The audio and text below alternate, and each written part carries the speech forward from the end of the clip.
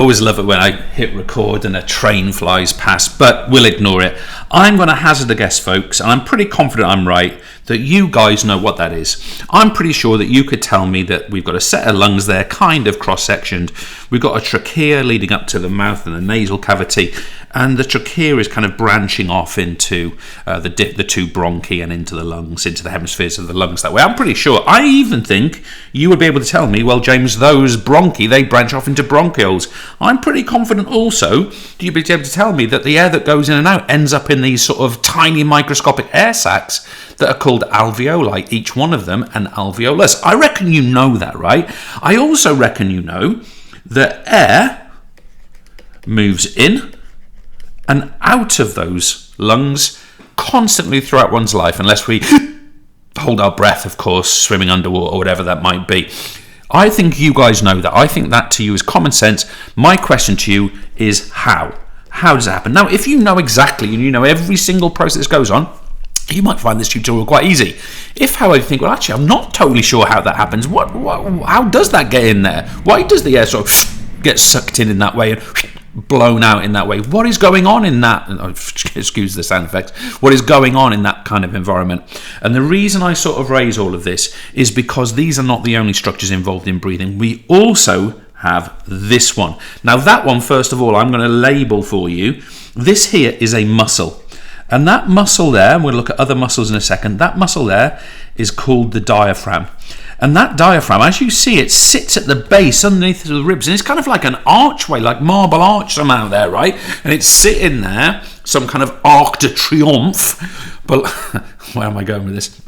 Below the lungs, and it's sitting almost like as the base, the floor of the thorax or the thoracic cavity. It's sitting there, right? And this, as I said before, what you're seeing now is that's it in its resting position.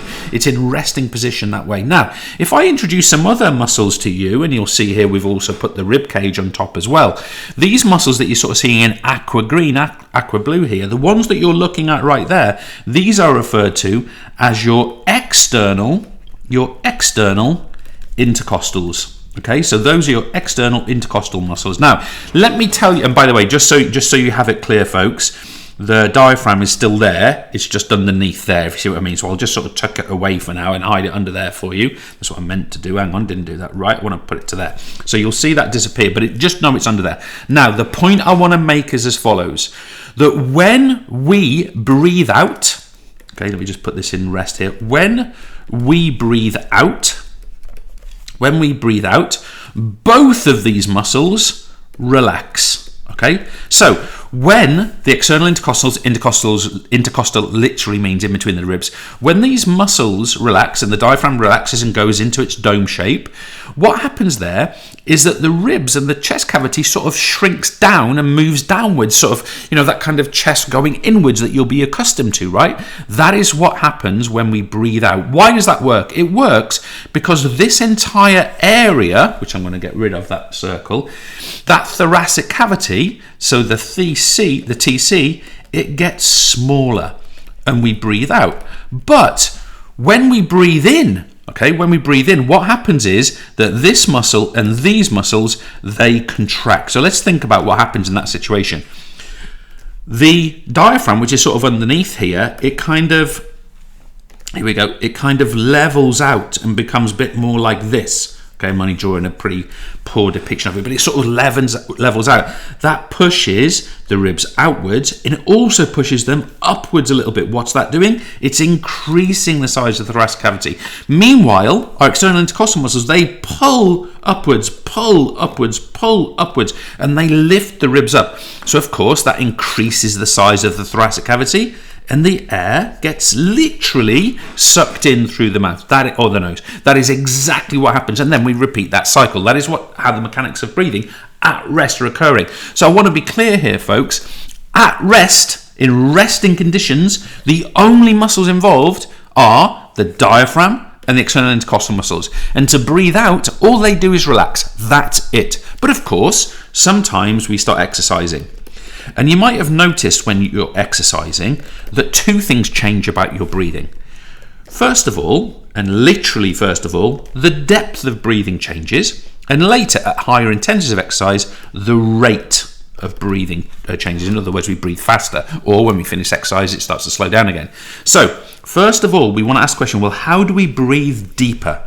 What is your common sense telling you? How do we get more air in to our lungs? What would that muscle and that muscle have to do? And the answer to that is they contract stronger, harder, more forcefully. That is it. Now, we start exercising a little bit more hard. Maybe we're up in the tempo a little bit. And these muscles are now at the diaphragm and external intercostals. They're now at their maximum. What do we need? We need more muscles. Okay, we need more muscles. And which muscles do we need? Well, let me give you I'll only sort of sketch these on here. We have some muscles which come from the back of the head, down here, onto the down here, onto the sternum, all the way down here, and these are called your SCM. Now, awful word, sorry about this. They are called your sternocleido, and it's all one word, by the way, mastoid. And what these do, folks, is they pull upwards and further increase the size of the thoracic cavity. They pull up harder and further, and therefore the diaphragm and the intercostals get a bit of help. Brilliant! We've now got a more forceful contraction. Meanwhile, we've got some other muscles, actually insert quite similarly. They come down here onto the clavicle. These are called your scalene. One is your scalene, or your scalenes is the pair. Your scalenes do the same thing. Meanwhile, you've got some kind of big pectoral muscles here on the front of the chest, here and here. And what they do is they contract outwards like this. Further, these are your I'm just going to use the term pectorals, really your pectoralis minor, but it doesn't matter. But these pectoral muscles, they'll pull outwards, lifting the ribs further up, increasing the size of the thoracic cavity. But notice, when we breathe out during non-maximal exercise, what's happening? Those muscles all relax. It's only when we get to really heavy exercise, let's now think about heavy exercise, that things start to become active with regard to breathing out. When we breathe out, folks, let's say we're really going for it. We're at the sort of like the peak of our hockey performance or a tennis, a long rally intense, in that kind of like real dragging the air in as fast as possible sort of situation. This is what happens, folks. We have got a whole series of abdominal muscles here. Your abdominals, now I'm drawing them very poorly, but your abdominal muscles here, what they do is they pull down during expiration, breathing out. They literally pull the ribs down, pull them down. Also, actually behind these intercostals, there's another layer of intercostals, and they are called your internal intercostals. And simply, they're exactly the same as the external, except that they sit behind the others. And the other thing, folks, they are literally topsy-turvy. So instead of being this way up, okay, with maybe like this, pulling upwards, they are this way up, okay? Sorry, so this is the external ones here, and these would be the internal ones. And what happens, of course, is they pull the ribs down. They pull the ribs down in this way. And as a result of that, our breathing out, listen to this word very specifically, becomes faster. So when we increase the rate of breathing, the only thing we do is recruit the rectus abdominis, the internal intercostals, and that causes the breathing out exhalation to be faster. Everything else is active because of, or the inhalation is active because of the contraction of the muscles we talked about.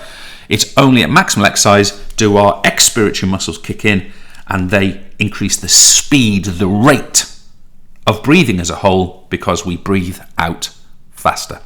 Do check other tutorials depending on the course you're doing, such as lung volumes and regulation of breathing. These are quite interesting topics to go alongside this. Obviously depends what you're studying, but that's something you want to be thinking about. Cheers.